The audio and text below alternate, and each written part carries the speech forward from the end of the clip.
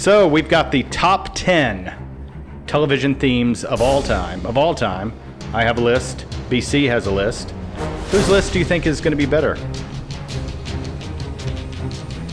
Are you asking just the proverbial person who's listening, or are you asking me? I was asking the proverbial person, but now I want your answer. I can't wait to hear your list. To preface this, we have never ever talked about television intros, so I have no idea what you're going to say, and you have no idea what I'm going to say. And I feel like we will. I predict that we have some of the same. I'll be surprised. Now, if we have some of the same, we will talk about them, and I'll just take that off my list. But I feel like a solid 10. Not necessarily our favorite shows. I want to. Yes. Some of these I couldn't care less about, but in some regard, they speak to me as theme songs. And Brian, there are a few that didn't make my list that really hurt. It really hurts that it didn't make my list because it was so close. So I'm hoping a few of those nuggets. Yeah. I'm hoping a few of those themes will make your list. Okay, you're talking. Maybe you feel the same way. You're talking about honorable mentions right now. Honorable mentions, exactly. Yeah. So I have. I have a few of those. Go ahead. I have a few honorable mentions. Good. And I feel bummed. And so you get into the parameters of like just 10, and then you realize, wow, man, there's some not only great shows, but great intros. So great shows, great intros indeed, brother. All right, well, let's get started. Let's flip a coin toss. Ladies first. I'll go first. I'll do 10, number 10. You'll do number 10. I'll do number 9, so forth. Is that okay? That seems very logical, doesn't it? Very logical, which, yeah, I'm the epitome of logic. Logic. All right. Top 10 TV themes, TV intros of all time. Number 10, 1964's The Munsters by jazz composer Jack Marshall. This is a fun song to throw in a playlist if you're hosting a Halloween party. It really takes you to that fun kind of place. It's a fun instrumental. I would love to hear it. I'm sure this has been done. I would love to hear a punk rock or a heavy metal band cover this. I'm sure there have been hip hop artists that have sampled it. It is even if I wasn't familiar with the intro and I just heard it, I would immediately go, oh, okay, that sounds like the mid and early 60s. Are you familiar with this piece, brother? Absolutely. And the second you said it, all I had in my head was, you're either a Munsters person or you're an Addams Family person. And yes, I'll always go Munsters. So there you go. For you who might care, I love the Munsters more than the Addams Family. I love Yvonne DiCarlo, Fred Gwynne, the irreplaceable Fred Gwynne. And yeah, that's an amazing. See, I'm going into now the show, which you shouldn't do, right?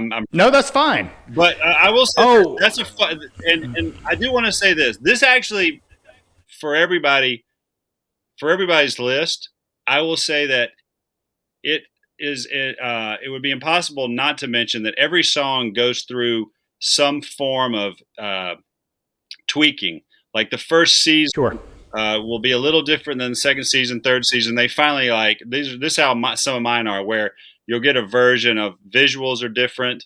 Obviously, they changed the cousin in the Addams Family. You know, the cousin was Pat Priest or one of those. I'm just throwing out those names. So yeah, wonderful. The non-Munster. Yeah, very fun. And we will not mention the Rob Zombie Munsters film. I have to say, I saw the trailer for that and I watched it twice, shocked that was what that was. I'm like, surely this is a parody, but that really was made, and wow, shocking.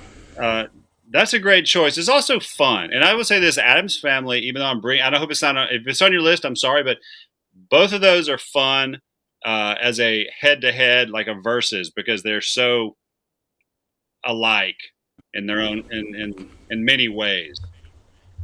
Totally.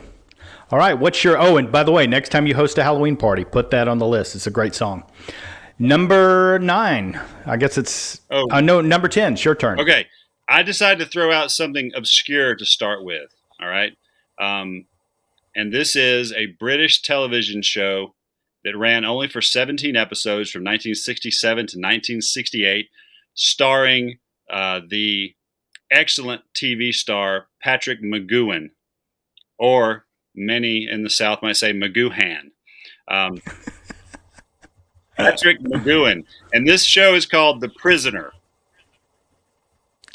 Okay, so it's obscure and weird, and I want you to pause and now watch it on YouTube. So let me explain the premise. The Prisoner is about a spy who decides to quit for unknown reasons, the business, and then gets, and this is, I'm not spoiling anything because this is what the intro is. He gets gassed, right? Like some sort of sleep gas. He wakes up on a beautiful village community, and that's his prison for the 17 episodes. And the whole show is him trying to figure it out. So the intro is him quitting and then getting gassed and leaving. And I love it. I love Patrick McGoohan.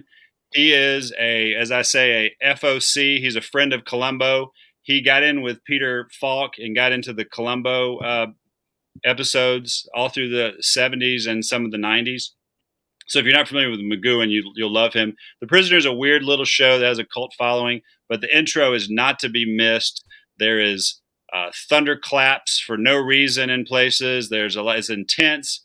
Walking down to quit and then get gassed. So every episode is him quitting and then showing him getting gassed. And then the show starts, and it's just about a guy that his name is, he's number 6. And he's on this beautiful island. They filmed it in Wales. It's this beautiful village community. Portmeirion, I think, is where, I hope I'm pronouncing that correctly. Is the show in black and white or color? Color. And it's got go ahead. I'm surprised so early on the list, there's already a show I'm not familiar with. But I'm definitely going to check it out. I apologize. No, I love it. Without singing or humming the music, how would you describe the music? Upbeat and very late 60s. All right. Okay. And so it's like he's in his little. I wish I knew more about automobiles, but his car is like obviously a specialty, very small sports car. Okay. And it's interesting. Is there any narration in the intro? Nothing, and that will come up later for me as soon as But no narration, just listen. It's a good few minutes spent. I hope you watch. Very cool. The Prisoner. The Prisoner, BC's number 10. All right, now let's jump back to my list. Number 9. My number 9 is 1999's The Sopranos, performed by Alabama 3. It is this theme song is not an original theme. The song was released a few years prior to the show. It's an excellent opening with the lead, Tony Soprano. Which brings me to this, Brian. When you came up with your list, how much in your mind did you have the visuals of the opening? Or were you thinking just the intro opening theme song as just a piece of music that you hear? Well, I tried just with music to start with because there's some great songs out there. Really, sure. Some things that have gotten on the charts. They would put them on the charts. Sure. But then you obviously go to what the visual is, the scenes, how those fit together, and you can't separate them, and you can't separate the Sopranos opening from Tony driving, I guess, the drive is Jersey to his house. Like that's what's happening. And or Manhattan to his house. Right, He's leaving the tunnel, going through the tunnel. Yeah, to go to New Jersey. No. So, to me, great pick, great show. David Chase, creator, he'll come up later. I'm going to mention David Chase, but that's just to me an editing bonanza. There's a lot of definitely the way it is edited together with the music, and let's go ahead and say it now. One of the greatest TV performances is James Gandolfini. I hate that he's gone. There's a lot of rest in peace. We rest in peace, Patrick McGoohan. Sorry, definitely, and we rest in peace most of those wonderful people on the Munsters. But yeah, I miss Gandolfini. But without him as an anchor, the show was marvelously written, and what a cast. How about that ending? Absolutely. Oh, at the ending, yes. With this, which had a great song at the ending, "Journey." Yeah. With this list, what I thought of my response was the same as yours. I tried to think just the audio, but you can't separate. You think of the visuals from the show. So my thing with this list of TV themes, of TV intros, I wanted things that really pull me into the show, that get me in the mood. This is what we're going to watch. Also one that where I'm watching it, I'm never going to skip it. In fact, not only am I not going to skip these intros, I'm probably going to turn it up. If I'm listening to Spotify and this song comes up, I'm turning it up, just like everything else on my list. Nice. All right, number 9 for BC. What is it? Well, this is where narration comes into the picture. Nice.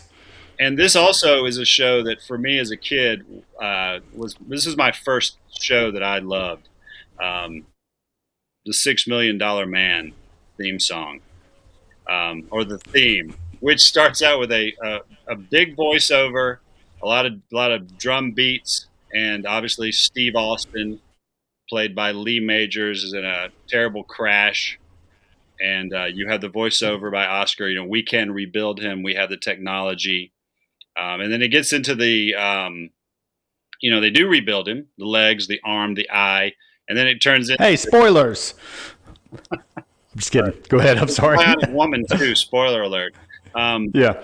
And so, you just have this... really, starting with the doom, doom, doom, like the drum beats going into them creating him, and then him running with that high energy music, whatever that is. Again, we can both say we're not music experts, so I can't kind of name different things, but I will say that theme song got me excited about watching the show.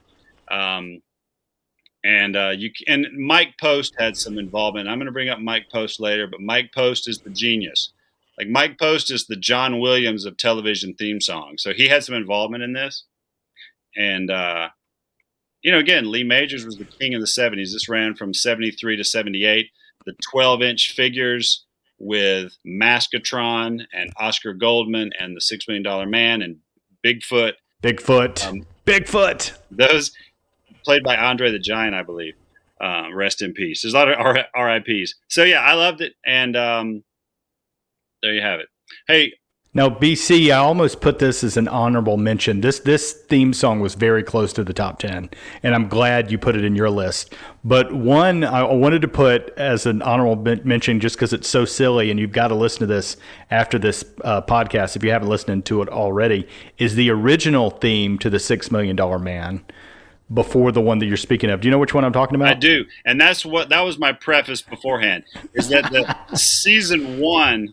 right? Like, yeah, or maybe even the pilot. Sometimes the pilot has a weird theme. So that one's... It was a woman singing. It was like, the $6 Million Man, yeah. It was like completely different. So audience, go and listen to this. I'm talking about the consolidated, maybe season 2, right around there. That's where it gets good. Hold that thought, Candler. I want to ask you about, I can hear myself through you. Like, every time I talk, I hear myself. You think that'll be weird in the audio? Can you hear me? But I can hear you fine. Okay, good. Well, we can edit this. Sorry about that. Or we can keep it in. You sound very melodious. Melodious.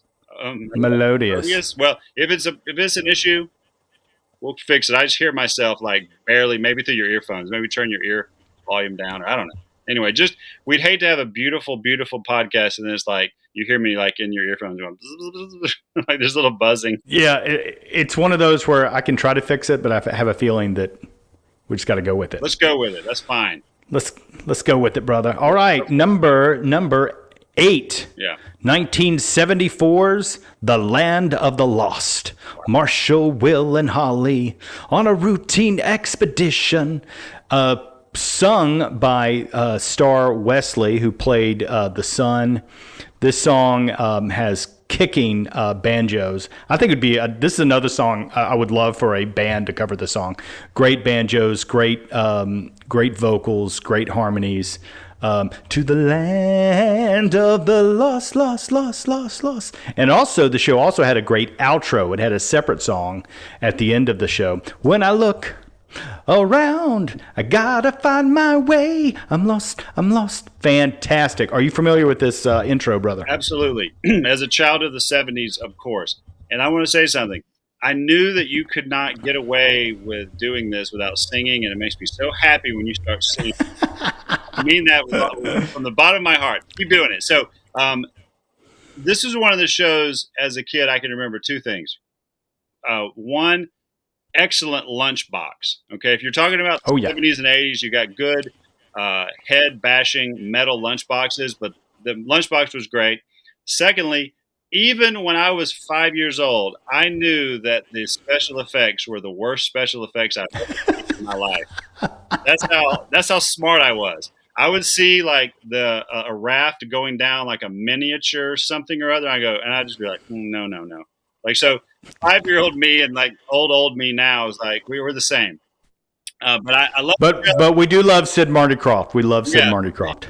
The legends, right? Those guys, they're the best. Like everybody's childhood from the 70s is really tied up in it.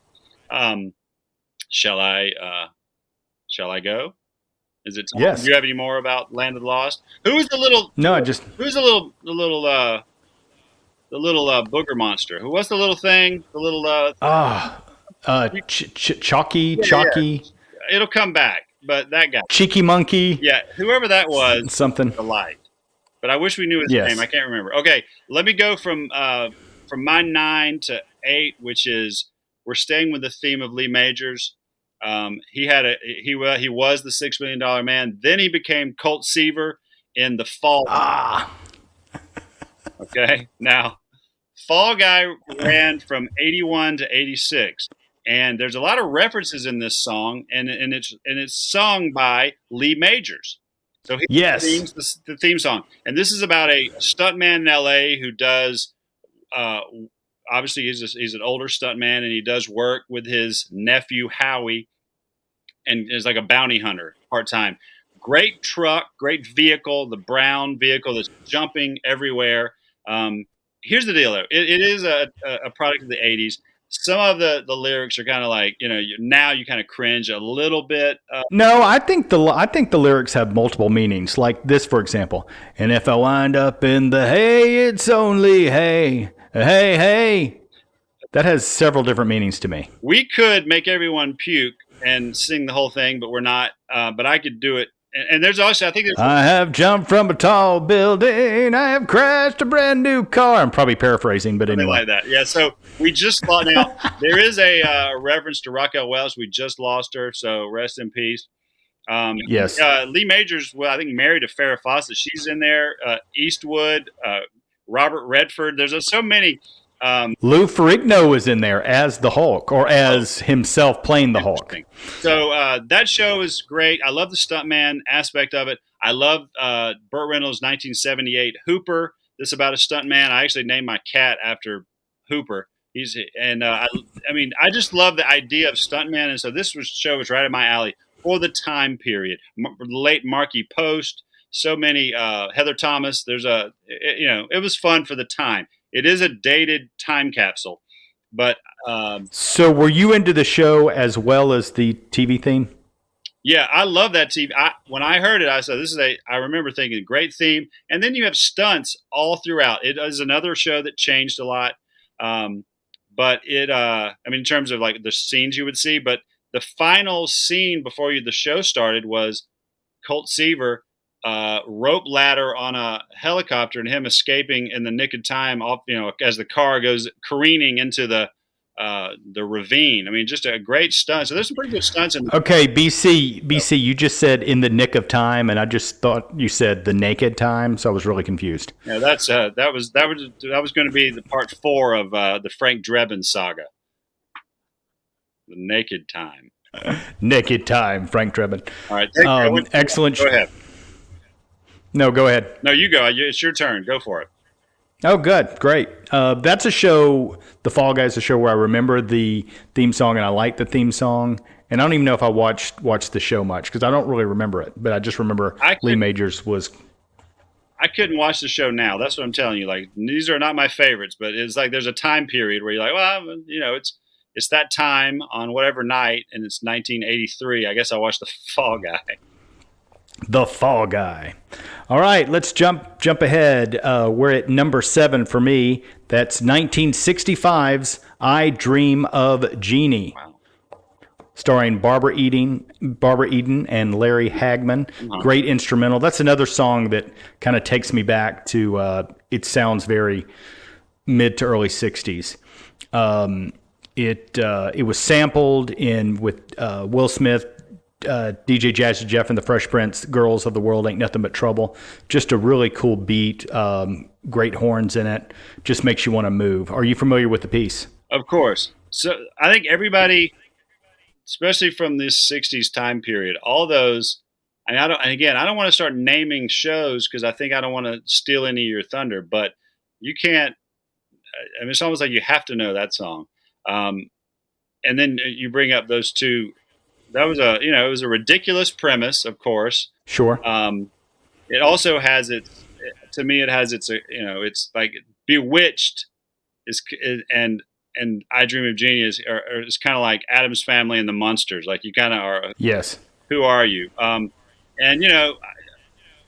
Larry Hagman's one of the great television actors of all time for his work in another show in another show up later. Yes, coming up later. All right, so my number, what's this, 7?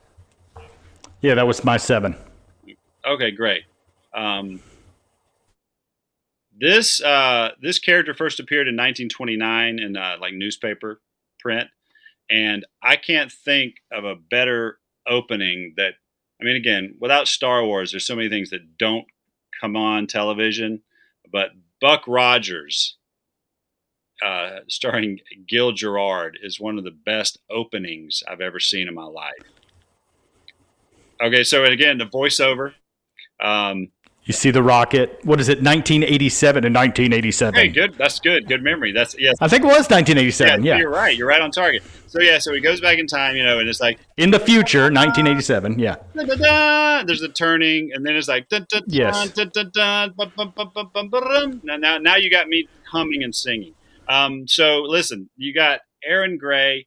You got Twiki with Dr. Theopolis around his neck, right? So that was for a while. There was like that thing around his neck, which is Dr. Theopolis. What a great concept. We've got 2 robots in one. So, one of the robots is a necklace. How cool is that? So, and you had so many. There was so many cameos. I remember Gary Coleman being on there as a kid, and so for me, this only ran for 2 seasons, but with that one and Battlestar Galactica, like, the things that happened because of Star Wars. And there's some great art based on this particular Buck Rogers. Like, some of these posters they put out there was great. South Park did a really funny episode. They don't always hit the mark, but they did a 2-parter, and one of them was called Go God Go 12, where Cartman goes back. And the intro, that has to be seen again. So if you want to revisit the Buck Rogers theme song, watch the South Park. And South Park Buck Rogers, right? So just Go God Go 12, and you have Eric Cartman, and it's basically this frame, and it's a great homage to the Buck Rogers in the 20-something century. I messed up because I can't remember that. I can't remember the actual title because it's not just Buck Rogers; it's something. It's Buck Rogers in the 25th century. 25th century. Thank you so much. This is someone who did not do his research. Onward. Do you remember how it shows the circles as he's frozen through all the centuries? Didn't you want to visit those other future time periods? Certainly. Well, some places look like death and destruction. Sure.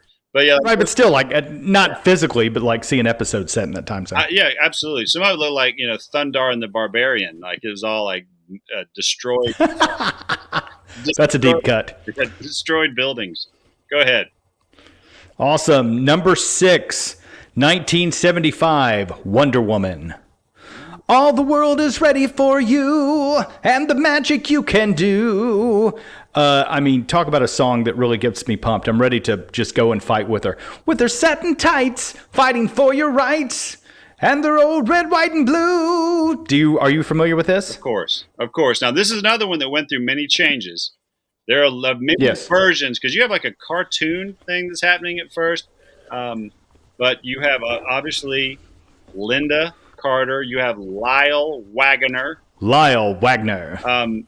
And a lot of and this is again for the children of the 70s. This is one of those shows that I was totally into. The Secret Identity stuff, her twirling to turn into Wonder Woman is always very memorable. The Invisible Jet, another special effect that I, as a kid, went like, that looks. They did. I don't think they used it that much in the show. Maybe they did, but so a lot of seasons, a lot of like Deborah Winger was on there. I remember as a Wonder Girl, like Wonder Girl. Like, so yeah, but that again, that song is good, and there's like a great bass line, like doom doom doom doom doom doom doom doom doom doom doom doom. Oh yeah, the vocals, it's awesome. It's tight. All right, so I'm gonna move forward. Goodbye, Wonder Woman and Lyle Wagner. Goodbye, Wonder Woman. We love you. Okay, so this is Lyle Wagner. This is where I really started talking about Mike Post. Mike Post is so much a part of my list. This is a theme song I love, and it's also a show that I put in my top 10, and that is The Rockford Files, starring James Garner. No excitement, but I'll make you very excited in just a second. Okay. Well, wait. I've just got to tell you. That's my number 5. Oh wow! So now let's talk about it. Let's talk about. So we finally did it. Now, is that your number 6 or your 5? Okay, I don't really have a number 1 or number. I just put them down. Did you just put them down as your number 1? No, it's the order. Okay, great. So now what's going to happen is we talk about the Rockford Files. Sounds good? Are you going to talk about? How about this? You talk about your Rockford Files when you get there. So. It's going right. Mine's number 5, so it's going to be right after you. So let's talk about it. Let's talk. Great. Mike Post, Pete Carpenter. This show ran from 74 to around 80. The theme song did have some changes from like season 1 to season 2, so you can hear it's the same basic song, but like some of the instruments are a little different. And I love everything about it. Right, the montage. And it's even better when you know the premise of the show, right? So you get the phone call, this the answering machine, and then it goes into it's just the most unique, fun song for a really unique show about a detective that barely carries a gun, who I don't know. It's just one of like I put Rockford, even if it was the worst theme song ever, Rockford Files is in my top 10 of all time shows. See, that's funny that you say that. I don't know if I've ever even watched a full episode of The Rockford Files. The Rockford Files, what I remember of it, it came on in rerun form on like Sunday afternoons at like just kind of a weird time. And I probably did watch an episode or two, but I don't really remember it. But I absolutely loved the theme song. The synthesizer mixed with the harmonica is just completely just awesome. And James Garner, I've always loved James Garner. My mom has a real thing for him. I think he was almost my father, and he was quite the star. Rest in peace. He's one of the greatest. And Noah Beery. There's so many wonderful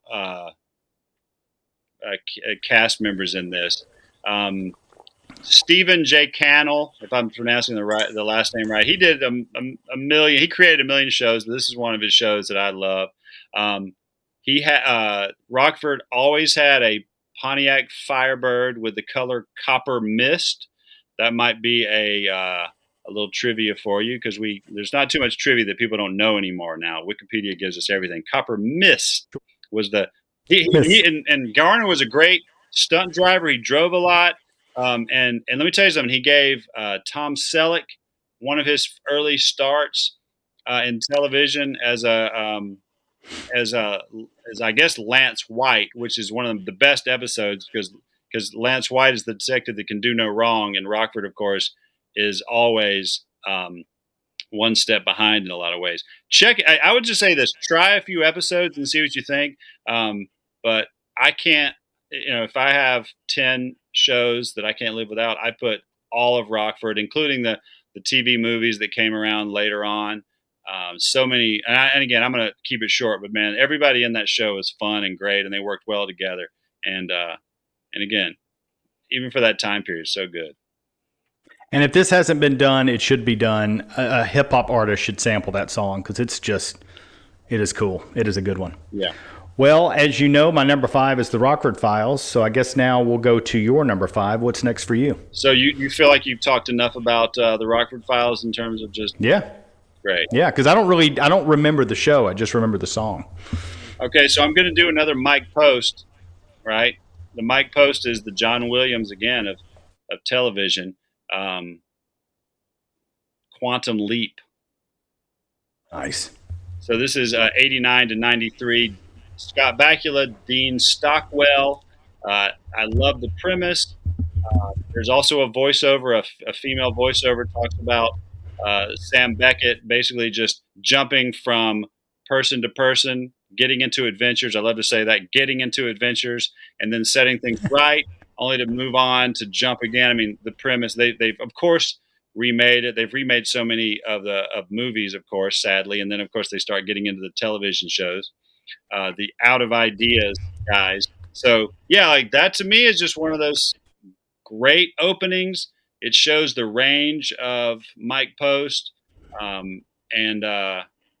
Yeah, it makes me want to watch the show because it feels, I don't like the word epic being overused. There's a few words I don't like using too much, but this feels, because of the clips of the different time periods, it's a well-produced, it looks like they spent a few bucks on the show. So you see these locales of him being like in the army or, during the civil rights movement. There's a lot of cool, it's just a cool, and back to what you asked earlier, the music with the visuals makes it.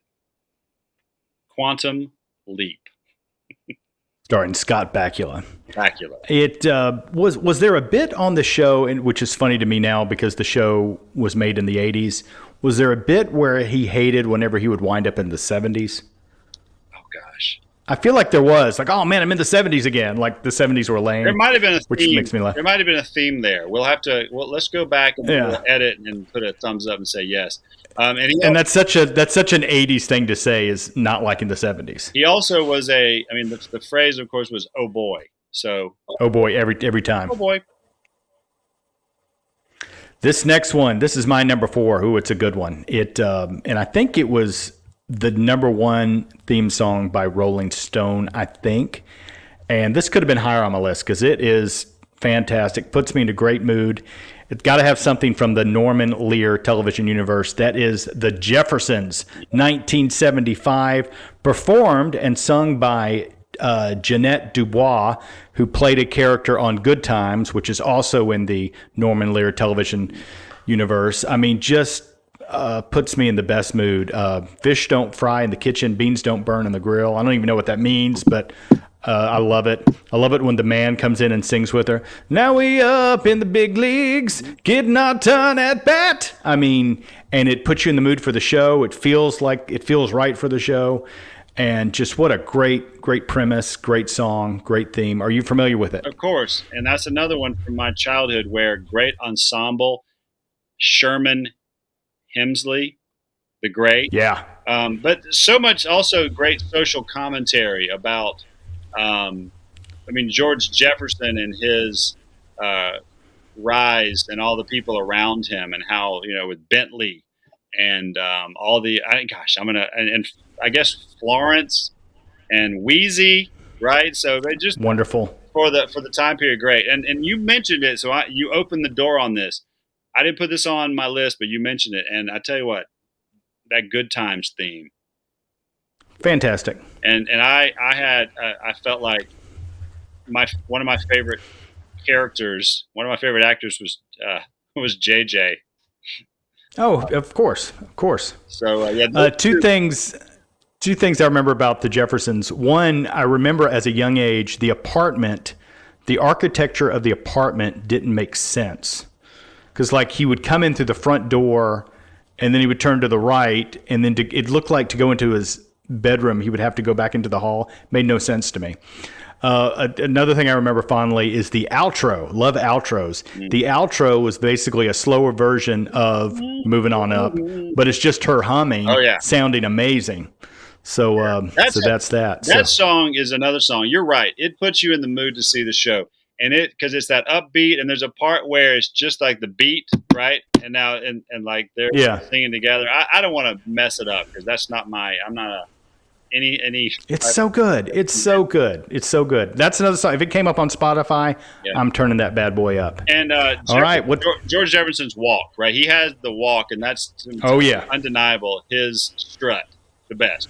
Yes, and I've stolen it several times. Guilty as charged. Okay. All right, what's next on your list? You can see that I have a theme of mine, and I'm stuck in a certain decade. I can't get out of it. My number, whatever number this is Chips. 70. I'm so glad you put it on your list because I really wanted it to be on mine, and it didn't quite make it. It is fantastic. Thank you for putting it on your list. 77 to 83, Eric Estrada, Larry Wilcox, I believe, and so many others. And Michael Dorn, who later played Worf on Star Trek The Next Generation. Very, very good. Grossman, whoever that was. I have a funny story about Grossman. I'll tell that later. Chips, the Chips opening meant a lot to me as a kid. And this is another, I'm bringing up my cats tonight.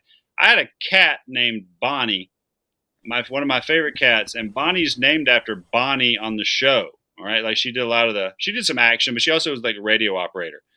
That's how, like, and I'm talking about when I'm little, I'm like, I love Chips so much. Now, here's what's so great about Chips. Chips has the opening where it's just Ponch and John on their bikes getting into it. Smiling. Well, no, not the song hasn't started yet. This is getting into the adventure of the show. So they're doing something on the highway and somebody's doing something crazy, right? There's some truck doing something crazy and they have to kind of like intercede. Okay, this is before the music starts. And then what happens is we realize we come to a point where the show is going to start. So they've gotten into their action, no music, and then you hear the boom, boom, boom, boom, boom, dum, dum, dum, dum, right? Okay, I'm gonna. Okay, so if you go to YouTube, has it all, right? So if you see what happens is, which is the opening of them doing stuff, and then that intro that gets us into the theme of California Highway Patrol, that to me is one of the greatest songs to get me into a show. And again, a lot of these shows we're talking about, some of this stuff got bad quick. Like not all these episodes are excellent. And a lot of same kind of themes. Obviously, Estrada had a very popular run with this show. But man, did I love that. I still do. That's one of the best theme songs ever. Speaking of Chips and speaking of YouTube Chips Gloria. There was an episode I remember as a kid and I loved it, and then I randomly went to YouTube to see if it was on there, and it came up really quickly. It was the hit song Gloria, Gloria, and I'm blanking on her name, but she's on the episode singing, and you have Ponch and John in the audience smiling and love it. Check that out. I'll put you in the best mood. I will. Thank you for that. Thanks for the recommendation. Thank you. I don't have time. All right. I don't have time for my Grossman story. Let's move on. That'll be a nice lame teaser for later. It'll come up. Go ahead. Yes, we'll put it behind the paywall. All right, number 3. Oh man, this could have been number 1. I mean, it's funky. It's amazing. I just said it. It's epic. It has been sampled by hip hop artists because it is awesome. That is 1972, Sanford and Son. Yeah. And that is composed by the wonderful Quincy Jones. And he did Thriller, the best-selling album of all time, I believe still. So I think he knows something about composing music. It puts you in the mood. It's got just a great beat and just really funky. And love the show so much. Red Fox was even by today's standards, was a very raunchy comedian. And then this was a great vehicle for him. The characters were just so rich and just true to life. And I always hated that after Sanford and Son, he didn't have much. He didn't have many other vehicles after that. In fact, I can only think of that. There was an Eddie Murphy movie he was in. I really can't think of anything else he did. And he lived a good Harlem Nights or. Yeah, that wasn't to me great. sadly. Yeah. Great. Like I think Right. Richard Pryor was in it, so it was like the comedy giant, and just Right. wasn't a great script. I think Eddie directed that. Like I know Eddie, but Eddie Murphy I think directed it. Yeah. So Red Fox, you can't beat him in that role as Fred Sanford. I think that's the right. And people have asked me when I've done shows before, musical theater and comedy. Red Fox is probably one of my greatest influences. He's definitely in my top 5. I mean, just his physicality. I mean, he was just one of the great comedic legends, and I hate that he didn't do more, because he deserved to do more, because he was amazing. I'm glad you brought up Quincy Jones, the genius. How many? I mean, we don't have enough time to talk about. Sure. But this is another theme song like some of the ones you've mentioned, and maybe for me, the Rockford Files, where there's nothing else like it ever, and that's what makes it so good. And I hope anybody who's listening is thinking about their themes, because as I look at mine, I realize that I am in a complete and utter 70s and 80s. Like, did I do any? I did like one. I did The Prisoner. Remember 40 minutes ago when I mentioned The Prisoner?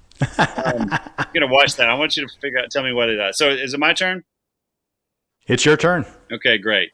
Another Mike Post. 8 seasons, Magnum PI. Such a great show. So, you got the great John Hillerman. Roger E. Mosley, who just passed, TC just passed recently. And of course, Selleck is Magnum. That is another show where the locale of Hawaii makes it more exciting. Like, I just love that the show's set in Hawaii. I love that premise too, because you have another guy, sort of like Rockford, who can't get ahead. Right, who always is he's got his great buddies, but he's it's not like he's got it all figured out. The Ferrari's not his, the compound is not his, and so Higgins and all the things that go along with Rick, TC, and Magnum getting into adventures together. Again, when I say that, because it's the totally 80s show, that's what's happening. There's a lot of, and some of these episodes were really awful. Like, there's some bad, weird ones at the end, but that theme song is so good. The guitar, the Ferrari, I guess that's the and again, I don't know anything about cars. I think that's the 308, right? So the Hot Wheels was the race bait 308. So that Ferrari I wanted. Again, someone else said this. One of my friends said this, but Tom Selleck's mustache, engulfs all other mustaches in the universe, right? So between him and Sam Elliott, no one should ever grow a mustache, right? The Detroit Agreed. Hat, he's got like a Vietnam hat, which he wears a lot, and he has the Detroit hat. And very short shorts. Right. Yeah. And there's the crossover episode where Jessica Fletcher got together with Thomas Magnum. So it was a Murder, She Wrote Magnum crossover, and there was a Magnum Murder, She Wrote crossover. Oh yeah. Weird in so many ways, but also amazing that you have Jessica Fletcher and Thomas Magnum together. I've spoken too much. That's a high energy, fun opening. Mike Post. And the show's high energy and fun. Yeah, Mike Post. And that guitar, whatever that guitar is doing, I don't know. I just did the Chips theme song, I think. But whatever that guitar is doing, I am all for it. When TC's helicopter swoops down, oh yeah, it's the best. I want to go watch it right now. Thank you. What night of the week was Magnum PI on? Don't ask me those questions. I can't remember that far back. I can't remember. I just know that Cheers was on Thursday night. That's all I can remember. Right. Yeah. Dukes of Hazzard was on Fridays. All right. So we are down to number 2. Oh my God. And I definitely know this one came on Saturday nights. It is 1977's The Love Boat. It is performed by Jack Jones. And I was at a theater camp in high school in the summer, and we were supposed to have a song prepared. I didn't have a song prepared. I got up there and sang the theme song to The Love Boat, and I was cast in the lead. So the song just – go ahead. Finish your thought, and then I'll finish mine. Go ahead. No, just his this crooner, just his voice is just is just incredible to me, and the song just puts me in the best mood. I'm ready to just get out on a boat and hang out with Charo and all these wonderful people. And I specifically remember an episode Charo was on. You remember Charo? She was on every season of the Love Boat. There was an episode where she sang the theme to the Love Boat on the show, which just blew my mind. That's very self-referential. I guess that's a very meta of Charo. So, the Love Boat is one of those like fantasy island that has a lot of guest stars coming in. So, like Donnie Most, from Happy Days would come on, and that I want to say one thing about the theme song. If you want to hear the theme song in a short amount of time and laugh a little, Airplane 2, the sequel, I believe, has where Ted Stryker leaves the institution, is running along the wall, and the guy is singing the Love Boat theme song for no reason. Jack Jones, and it's him. And so Airplane 1, obviously, Airplane with an exclamation point. Any movie with an exclamation point, I'm all for. But a lot of people don't love Airplane 2, the sequel. But there's some moments in there that made me laugh, and that's one of them where I just laugh. And so the Love Boat's a part of the 80s, certainly. I don't know if it holds up well, but that song you cannot escape. And you have set a course for adventure. Your mind's on a new romance. I mean, it puts me in the bed. It just makes me smile. Well, who is your favorite character? I'm sorry to ask you that. I have my favorite character on the Love Boat. I'm sorry to say that I have my favorite character as a kid. Can I tell you, Gopher was my favorite character. Oh, Gopher completely. Gopher was totally the best character on Love. For whatever reason, as a kid, I love Gopher. He's my guy. And I hear he later served in Congress, and people would call him Gopher, and he would get mad, which kind of makes me like him a little less. Sure. I'm like, just embrace it. Just be Gopher. You're Gopher. Yeah, lighten up, Francis. Exactly. Lighten up, Gopher. Where are we on the list? I can't keep up. You're number 2. We're having too much show-stalgia. Show-stalgia. Yeah, that's got to go somewhere, Candler. This is show-stalgia. TM. Show-stalgia. This is my favorite part of the show, actually. When my son walks behind me, hey, buddy, you're on the show. Say hi. Hi. He has not seen any of the. Oh, wait. Walk this way. Yeah. No, walk this way. Come towards me. Say hi.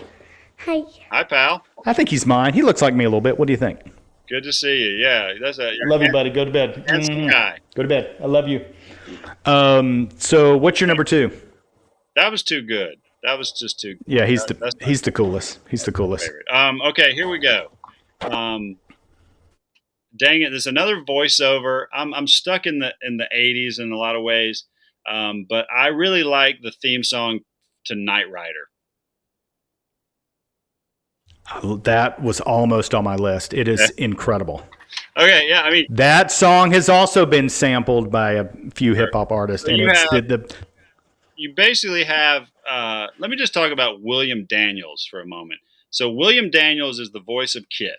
All right, that gentleman's still with us at 95, and I salute him. He has been in so many great things, but for him to make, he was the president of the Screen Actors Guild for a long time. Very good. Was he on Saint Elsewhere? I may not be wrong. I might be wrong. Yes. I might be wrong. Yes. No, he was. So you have David Hasselhoff, but I will say this: to make a stupid premise like a talking car work. I mean, there's some dumb premises that really work, right? Like Small Wonder doesn't work, but to have this souped up Firebird with his voice work, it like he's my favorite character on the show because he brings something to it that makes it fun. And there is I genuinely worried about Kit. Like when he got in the altercations with Karr, or that he got into like Goliath, there was always like some other supercar, kind of like how the $6 Million Man would had to get into fights with other bionic beings. Same with Kit. Oh yeah. So to me, like I, as a kid, worried about Kit when he got hurt, or like if Michael was something's gonna happen, or they got him, Super Pursuit Mode episode is the greatest, where he's literally going 600 miles an hour. But anyway, I want to bring that up because Kit made the show good. The theme song with the a young loner, you want to be that guy, epic over guy. But again, Michael Knight obviously was a police officer who's named Michael Long, got amnesia, facial reconstructive surgery to turn into. I have a last quote. Okay, so if you know anything about Knight Rider, you obviously know that the Knight Institute or whatever. There was the brother who's the evil guy. His name's Garth. Okay, and Garth has a funny quote that I know I'll mess up, and I didn't memorize it for the night, but it's basically this. Gosh, Michael Knight is dang it, I'm going to mess it up, Candler. But it's like he's the very insult of my existence. I'm totally ruining the quote and makes it good. But to see David, well, now I got to look it up. Now I got to look it up. Hasselhoff with a cane and a little like goatee is Garth. Like David Hasselhoff playing evil Garth is ridiculous. So great theme song. I love the synth stuff, and I love the sun in the desert with Kit driving very fast. Thank you. Incredible show and great choice. It should have been on my list, and I'm glad it was on your list. And now we are to my number one. Oh boy. And this one was an easy number one. I'm like, well, this is my number one. Now I got to put it all the other places. It is 2010's The Walking Dead. Oh my! This is it's so intense and scary right from the beginning. It's in the prologue. You know, there's a scene, and then you hear the music, the violin, the strings. You start to hear it, and then it gets louder and louder and scarier, and then it crescendos about a good 10 seconds in. It gets really scary. And it is by far my favorite television theme song of all time. I loved the first 3 or 4 seasons, and then I stopped watching. It didn't keep my interest, but I'd say the first 3 seasons was probably some of the best seasons of television ever. I wouldn't want my kids to watch it, but it was just incredible. And the fact that I'm from Georgia and that it was shot and took place in Georgia, that was a fun little element. Were you a Walking Dead fan at all? Yeah, absolutely. No, there's an ebb and a flow to that in terms of like staying into it. But you're right, where you have all these great Atlanta actors getting work. A lot of people I know, which I'm very happy that they have had their success. To me, I stopped watching.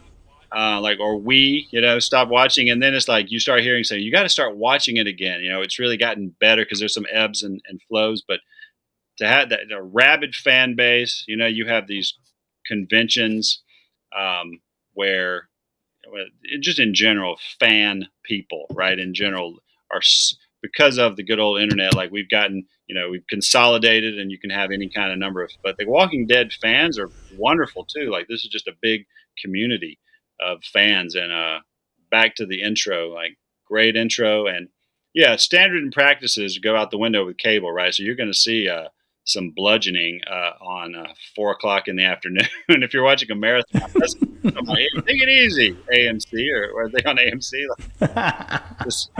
Anybody can turn the TV on and watch an axe go through someone's head. Let's take it easy. Yeah.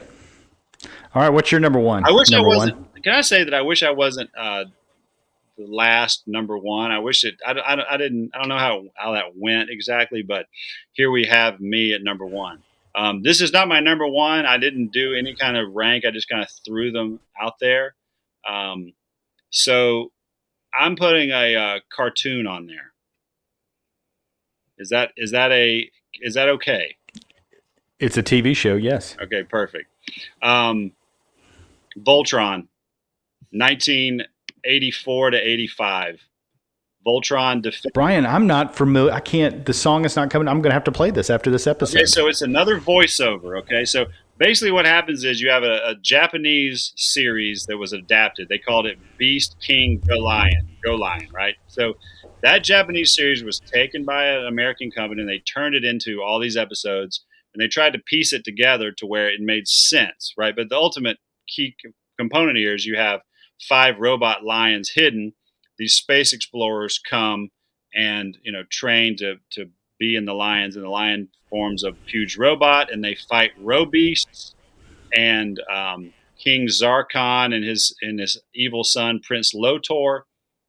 There you go. There's my recollection of the show. And for like 84, 85, I mean, I again was another show where I couldn't miss it.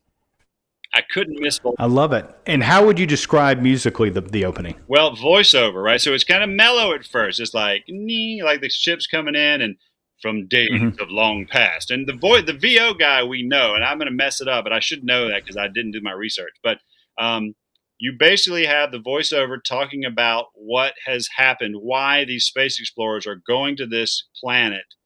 And then it just turns into, it's pretty brief, but da da da da da da da, and it like shows the lion doing its thing, the robot doing its thing. There was Voltron was remade, and that's a fairly good series. It's not necessarily for kids, but it's definitely they did a good job with the new one a few years ago. But for me, like what the Japanese did with robots and monsters, there's a word for it. Somebody, the nerd's going to be like, "There's the word for that." Um, to me, like the Godzilla series, which is almost the longest running series. I think Marvel's taking it over, but to have Godzilla and all the monsters and the robots and Ultraman and all these great cartoons like Beast King Go Lion is phenomenal because it's such like the genius concepts of the robots forming with all the weapons is pretty awesome. But yeah, I wish that I want you to definitely look up Voltron 84 to see what you think. Because again, it's a cartoon episode. There's some good like Teenage Mutant Ninja Turtles. That's a great opening. Some good cartoon openings. G.I. Joe had some good openings. A Real American Hero. But Voltron's great, and not my number one, but in my top 10 of theme songs that make me. What would you say is your number one of these 10? Probably Rockford Files. Definitely. Yeah, that's a great one. That's a great one. Like that one's weird. I mean, again, it's a weird little ditty, but if you get on YouTube, you'll see like the Mike Post album is yellow and blue. How many times I played that thing on YouTube so many times because I just love it. I mean, I just love it. My whole family knows the song now because I will play it. Right, it's on the television. What about you? Maybe you said. What is my number one? Well, my number one is Walking Dead. But I was going to ask you, what is your favorite TV intro voiceover narration? That's a good question. I tell you what, this is random, but I like the Quantum Leap voiceover, the female voiceover. I say that to differentiate it because there is an emotional weight to what she says because it is about him getting home, and the way she says it makes it mean more to me that he is stuck out there doing this thing and that he wants to get home. So I like the delivery. If anything, like some voiceover, it's just like a deep, like, manly voiceover, but this actually has some emotional weight to it. A lot of mine. It's a well acted voiceover, even though you don't see her. It's well acted. Yeah, you can't beat good VO talent because it's so hard to do. So many people try and they just can't do it.